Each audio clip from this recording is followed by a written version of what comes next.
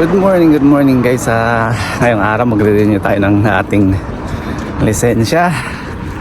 Naglalakad ako ngayon kasi sa Hirabari may nakaano doon na mas maganda daw na mag-commute kaysa magsasakyan. Daming nagpa-park doon kaya baka walang available kaya doon naglakad tayo. At simula sa bahay nagbisikleta tayo papuntang train station. Galing sa bahay papuntang Kamimaizo. Ang pagbibisikleta ay sa 40 minutes siguro guys, 40 minutes. Tapos sakay tayo ng train galing Kamimaizo papuntang Hirabari. Ayun, siguro mga 20 minutes. Tapos lakad tayo, ang lalakarin dito mga 35 siguro minutes. Mga 2 taon na mahigit nakalipas na naglakad ako dito sa lugar na to. At marami nang pinagbago dito guys.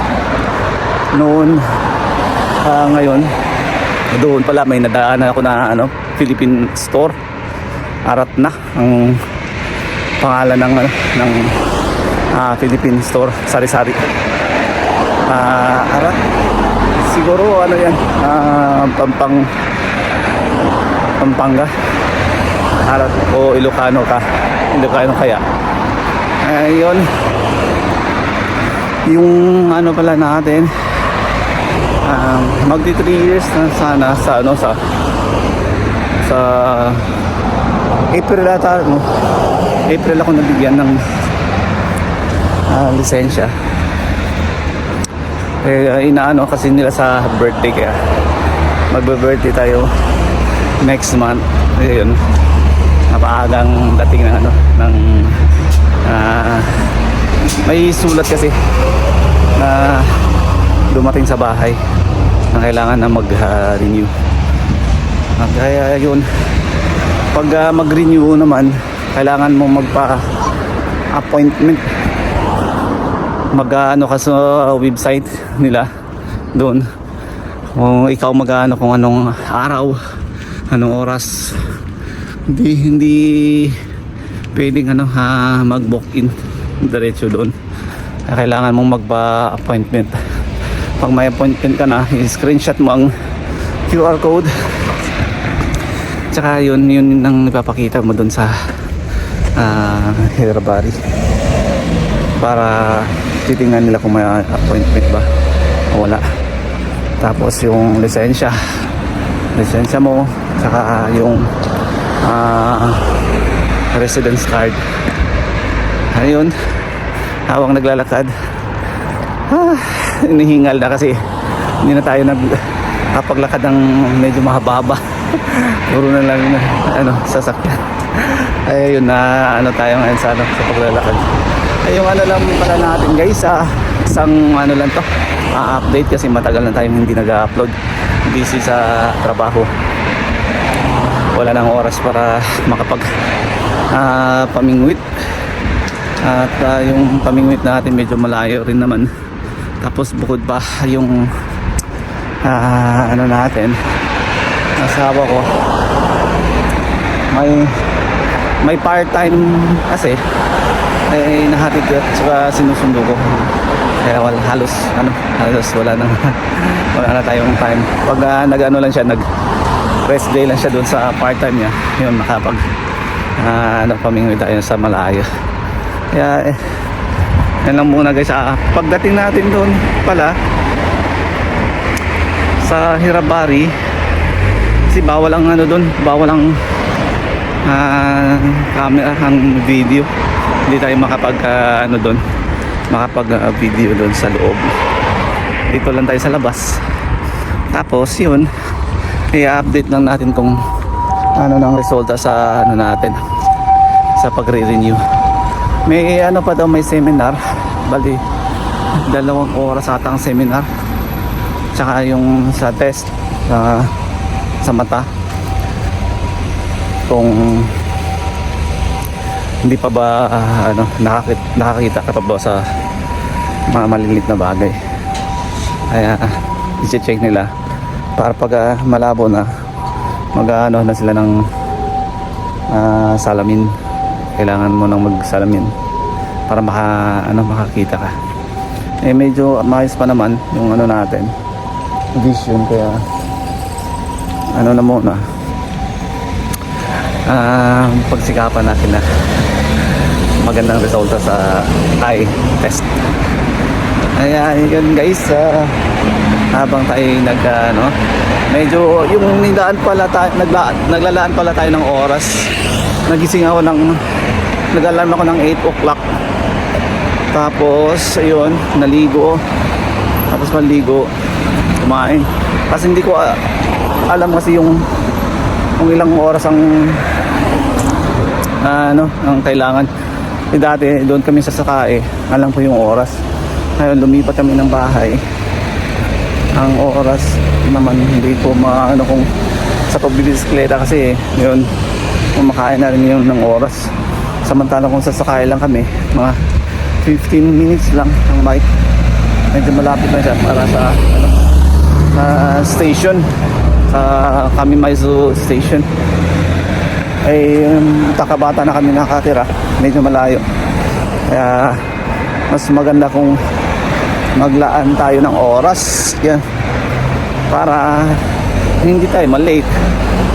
Medyo mahaba pa naman yung oras guys. Meron pa tayong 2 oras. Kulang 2 oras. Kaya mamasyal muna tayo sa pansamantalang na mag-aantay tayo sa oras. Medyo sa kalagitnaan na tayo ng Hirabari station, saka doon sa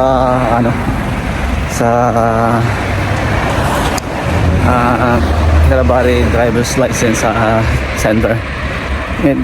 Dito may maliit na park dito guys. Dati pag natapos ako sa driving test ko, dito ako dumadaan, dito ako tumatambay, kumakain ng tinapay para magpahinga.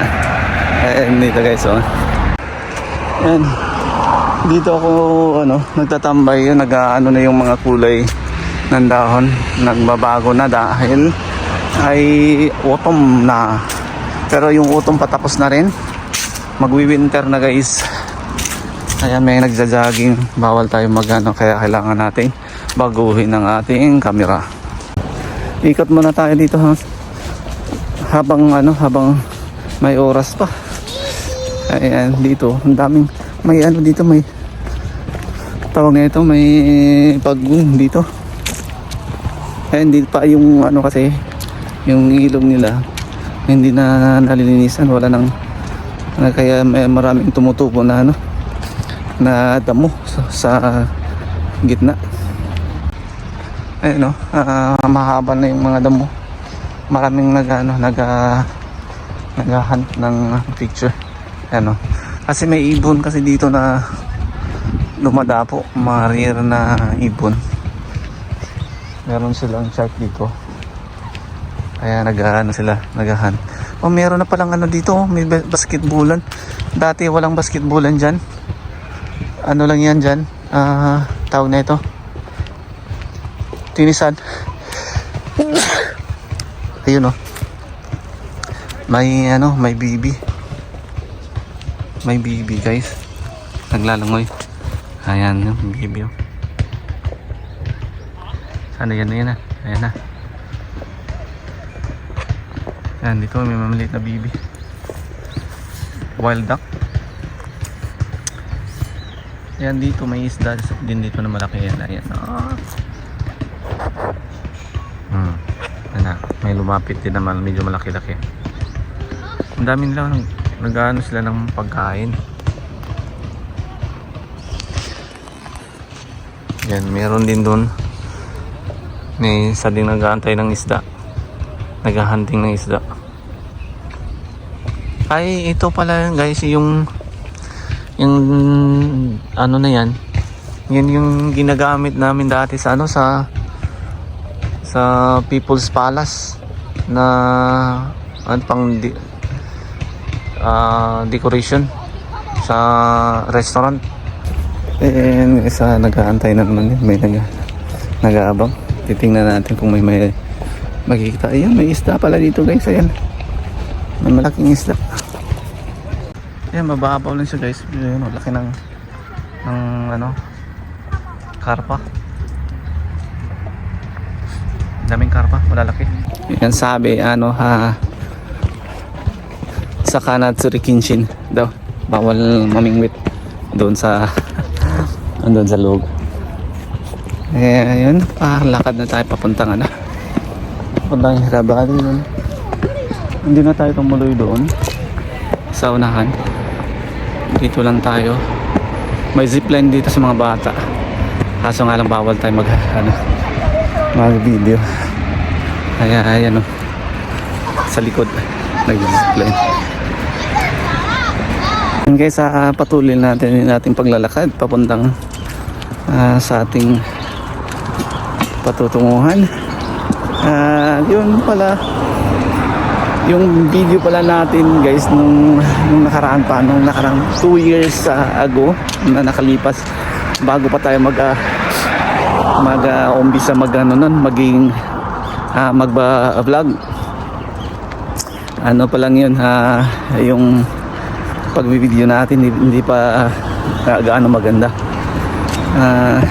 Kasi hindi pa natin alam kung paano mag-edit, paano siya yung camera. Nakatayo kasi yung camera noon sa pag-vlog ko, kaya medyo maliit. Kaya ngayon pero medyo natutunan na natin mag-vlog guys. May konti na tayong natutunan, hindi pa naman gaano magaling. At least may improvement na sa pag-vlog guys. At yung pag-vlog naman, swerte-swerte lang. May nagba-viral kung para talaga sa'yo yung mga video mo magba-viral. Pero pag hindi para sa'yo,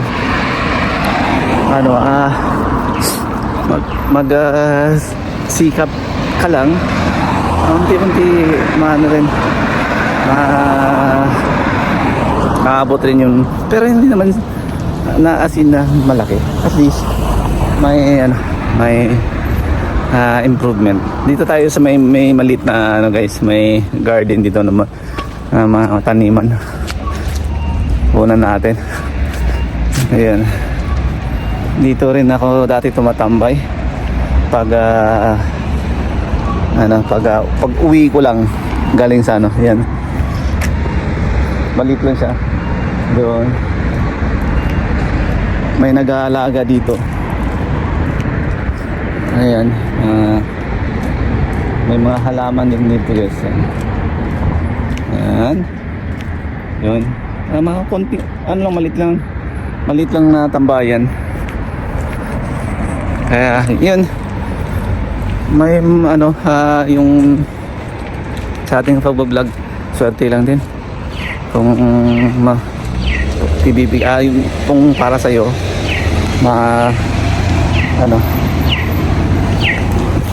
yan, hintuan tayo sa Sulos. Kaya yan, may huminto ng polis habang sa Bidistro yan. Takbo na lang tayo para binigyan tayo, kaya bibigyan natin ng pagkakataon. Ayun guys, yun sa pala, so yun, balik tayo sa pag-vlog. Yung vlogging natin, 2 years na tayo sa pag-vlog, pero yun nga, hindi tayo sinuwerte. Maliit lang yung natin, yung views natin. Hindi tayo pinalad. Siguro hindi para sa atin, para sa iba. Pero at least kahit pa paano nag-enjoy naman sa pagbablog. Naalala ko yung mga ko dati, doon manunood ako sa aking mga video, doon natutuwa rin ako sa aking mga karanasan simula nung nag-vlogging ako. At saka ayun, trabaho, vlogging, yung pag ano natin, hindi pa naman tayo kumikita ng malaki. May ano rin, nakasawa na rin konti, maliit lang na halaga. Kulang pa sa ano natin, sa mga gastusin. Ano lang, enjoy lang. Enjoy. Habang ano, huwag na isipin na ano na kumita. Kasi ayan nga, yung sabi nga nila, kung masipag ka, kikita ka. Pero kahit masipag ka guys, kung yun nga yung sabi ko, kung hindi talaga para sa'yo, baka may ibang purpose ang ano na doon ka hindi ka sa vlogging. Ay yung iba nga bago pa lang, pero nag-ano na sila, nag-viral dahil yun ang nakalaan para sa kanila. Yung sa akin naman, yung nakalaan sa akin ay mag-enjoy lang. Ayan lang guys, malapit ako sa ano pala, sa Hirabari na driving center. Yan guys, ayun doon banda, yun yung ano natin, ayun pupuntahan natin. Grabe eto dati under construction pa to na lugar, pero ngayon may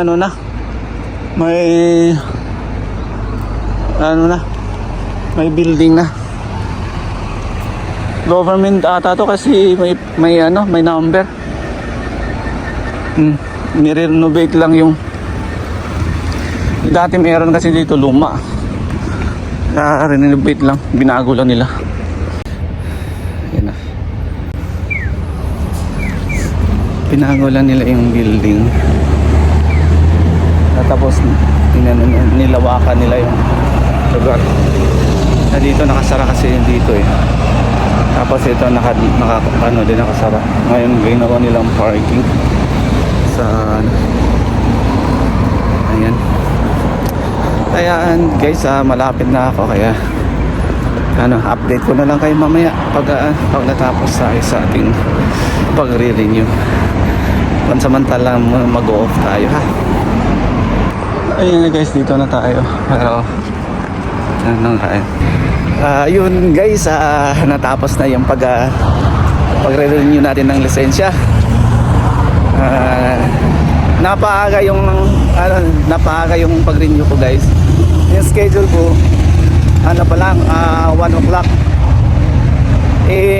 Walang ganong tao, kaya pinapapasok na ako ng mga bandang wala pang 12 ng mga tanghali.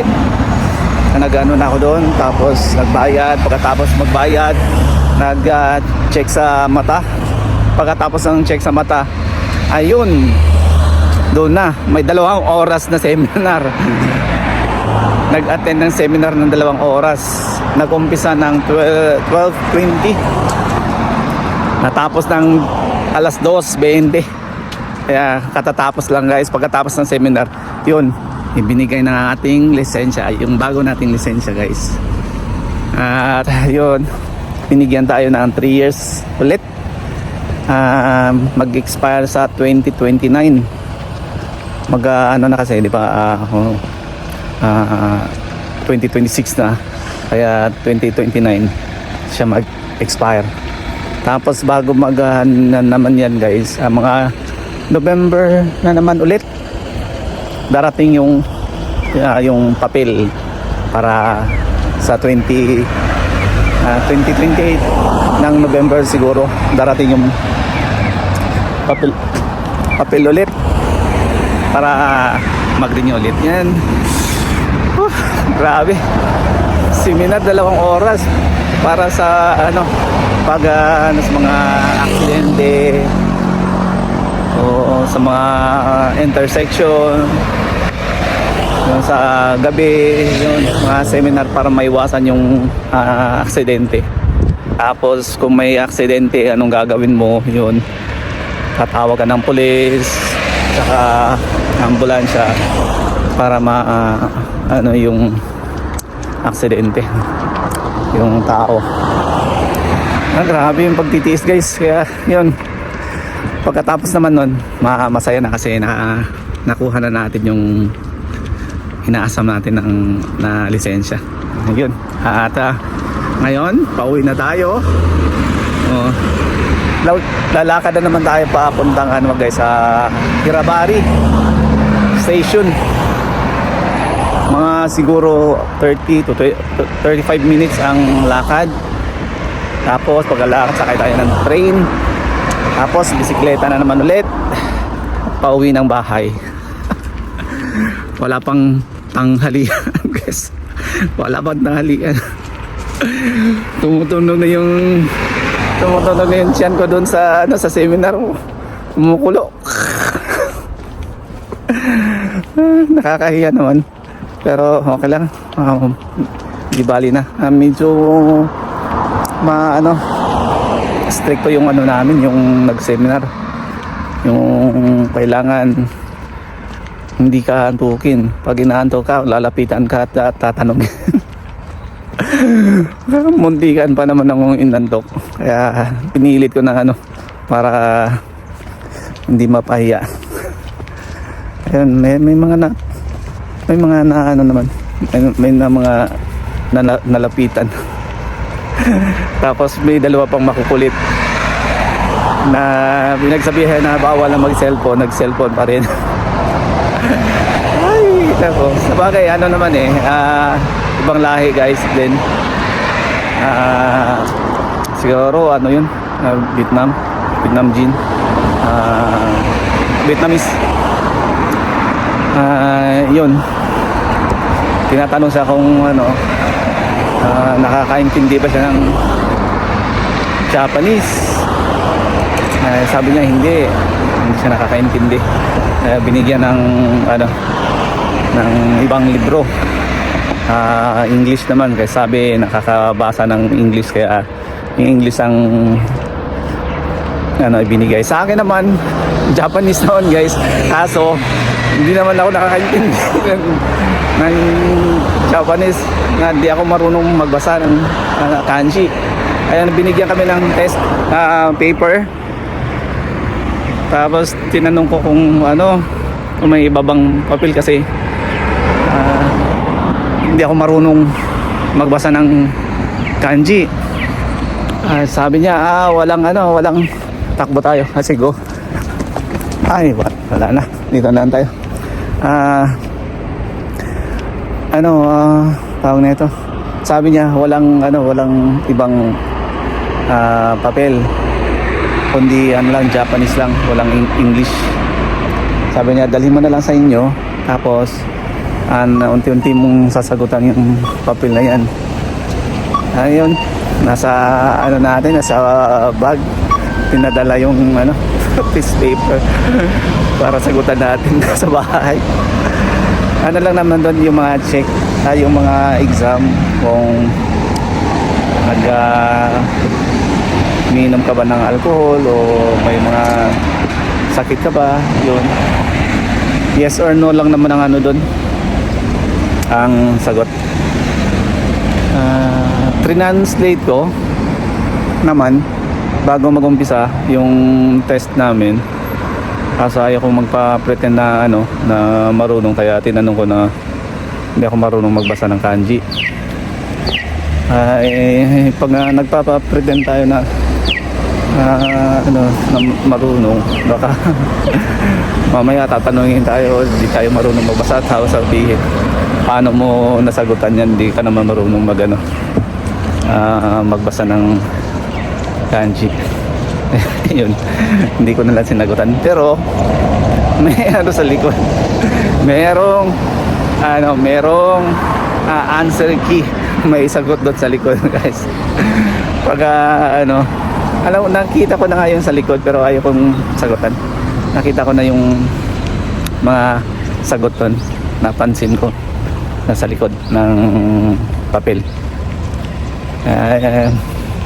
Sasagutan mo yun, tapos babalik ka rin mo, lapat mo kung alin ka nagkamali doon. I-check mo. Kaya yun. Yan lang guys ang ating kwento-kwento habang maglalakad tayo pa uwi. Kaya balik na naman tayo dito sa park. Mag alas 3. Dapat sana naka-schedule ako ng 1. Siguro mga nasa ang seminar ko yung 1 mga alas 2 o alas 2 kasi 1 ang ano ko schedule mga alas 2:20 hanggang hanggang alas 4:20. Buti na lang may mga hindi pumunta kaya naisingit ako dun sa sa alas 12:20 na schedule ng seminar at magandang pagkakataon na makauwi tayo ng medyo maaga-aga, hindi tayo dadat na ng gabi. Kung alas 4 matatapos, alas 4:20 tapos lalakad tayo mga alas 5 mahigit, makadarating tayo sa bahay mga bago mag alas 6 siguro ng gabi. Kaya yun, maraming salamat sa mga hindi dumalo at ako'y nakaisingit guys. Naisingit ako doon. So guys, medyo mahaba-haba na rin ang ating kwentuhan na parang bumubula-bula na ng ating bibig sa pagkakwento. Kaya yun, yun pala guys, yung binayaran ko pala doon sa pag-renew ng ng lisensya 4,190 ata yun yen. Tapos yun yung isang pulis pala na medyo masungit na tinanong ko kung sabi niya kung anong naka-schedule mo doon ka pupunta, alauna ka di bago mga alauna doon ka sa kaya hindi ako na kontento. Lumapit ako sa isang pulis naman ulit, yung babae doon, yun sa lalaki. Una kasi lalaki kaya sinungin na ako lalaki. Doon sa babae yun, tinanong ko sabi ko first time kong mag-renew kasi hindi ko alam mo mga anong dapat gawin. Pwede bang pakitulungan ako sabi niya, ganito magantay ka doon kasi magbabago yung oras doon at tatawag yung nag-i-in-charge sa pagpapasok sa sa magre-renew. Tapos yun, sabi niya, pasensya ka na kasi mandami ko pang gagawin, diyan ka na lang, magantay ka na lang, antayin mo na lang siguro mga 12 daw mahigit, magbabago na yung yung oras. Ay ayun, nakaupo lang tayo ng mga siguro 20 minutes. Tumawag yung isang pulis na yung mga hapon na schedule pwede nang pumasok. Ayun, dali-dali tayong lumapit at nagbigyan ng takbo na naman tayo guys kasi pedestrian. Yan pa naman ang namin kanina, seminar pedestrian, na maraming na disgrasya sa pedestrian. Dito naman sa iChicken hindi naman gaanong maraming aksidente. Sa ibang parte ng marami. Tapos isa pa, kailangan mag seatbelt lagi. Bawal ang hindi mag seatbelt kasi kung sakaling magkakaroon ng aksidente,